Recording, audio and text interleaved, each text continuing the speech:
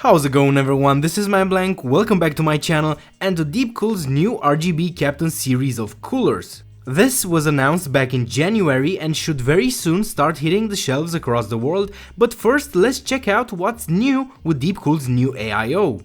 The Captain 240EX RGB could be considered another option in their Captain lineup, but there are some mention-worthy changes here, not just general color of the AIO like we have with the non-RGB variants.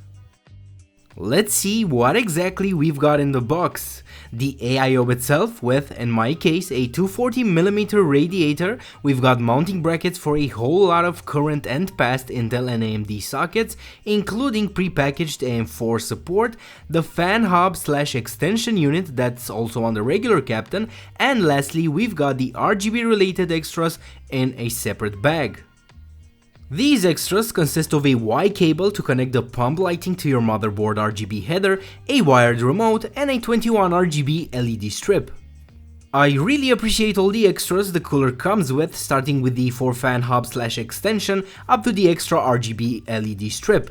You know, I never felt like I needed an extra cable or an extension or whatever, and they could have provided it, but they didn't. I think easy integration goes a long way into making your product desirable.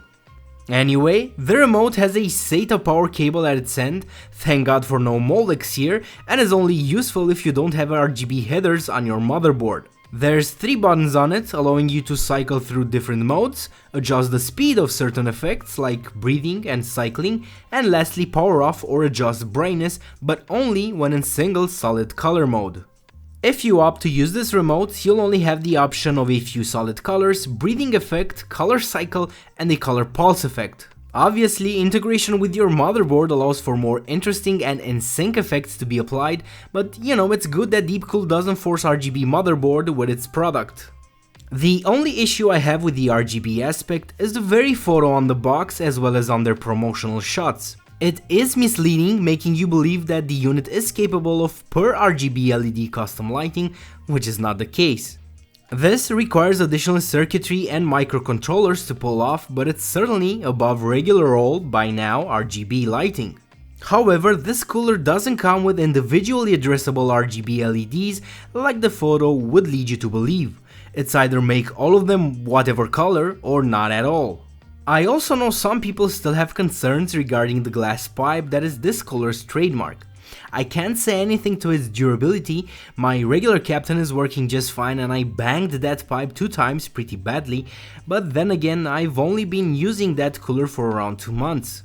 Honestly, I think this was an issue isolated to only some batches, and if indeed it was something wrong with the fastening of this thing, I really hope Deepcool didn't perpetuate their error with this new revision.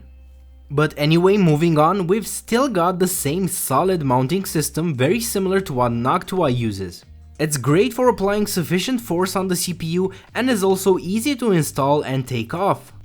Speaking of Noctua, I did go ahead and tested both the regular and the RGB Captain against the Noctua NH-D15. It's still one of the best air coolers on the market in both cooling and noise performance.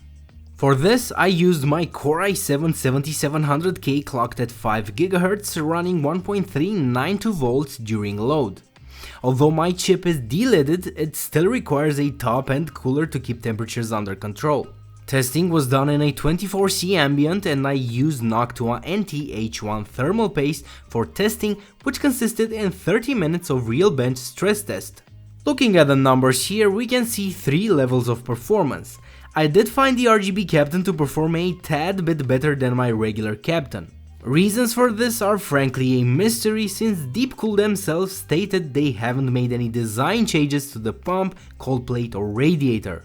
And my TIM application was the same between tests, pea-sized blob in the middle of the heat spreader. Regardless, I found the RGB variant to be extremely close in performance to the mighty NH-D15.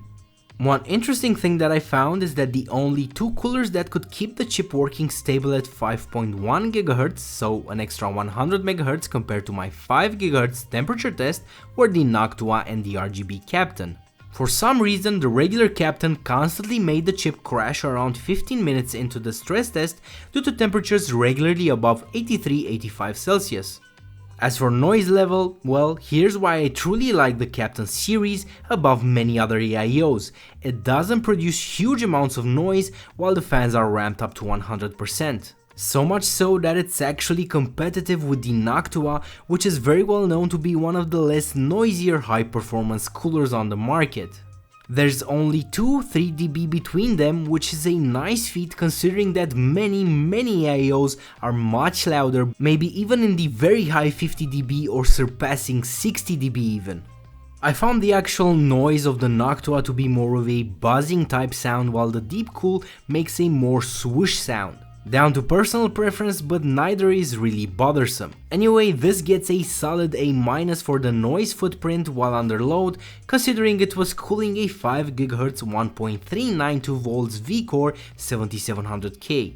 But going back to the RGB aspect, the other option you have here besides the wired remote is with the onboard RGB headers. Effects here can be customized and set to be in sync with other connected RGB strips or the built-in lighting on the motherboard itself. On this Asus Z70 board, by far the best looking effect is this comet effect set on cycle.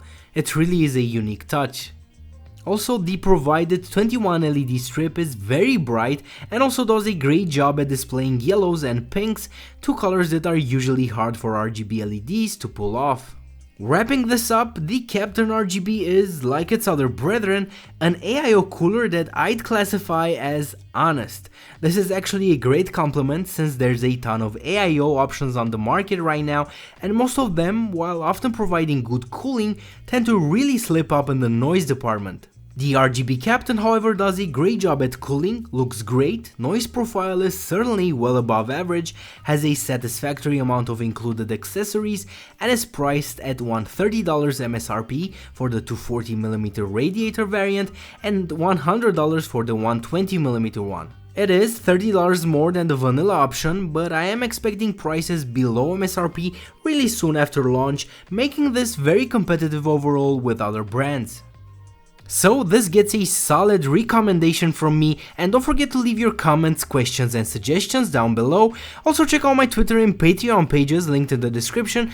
Thank you for supporting this channel by subscribing. See you next time everybody, bye bye.